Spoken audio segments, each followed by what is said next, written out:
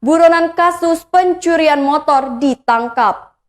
8 bulan menjadi buron, pelaku pencurian sepeda motor di Kecamatan Seputih Agung, Lampung Tengah diringkus Polsek Terbanggi Besar.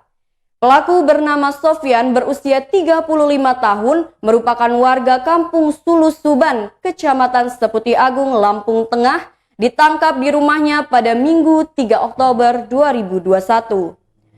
Kapolsek Terbanggi Besar AKP Made Silva Yudiawan menyampaikan Sofyan beraksi pada Sabtu 27 Februari 2021 lalu.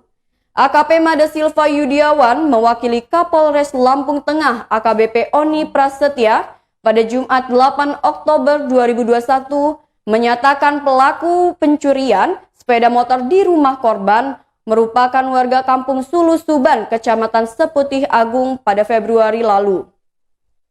Made menjelaskan pelaku pencuri motor Honda Vario nomor polisi BE 4512 IT milik Rusman.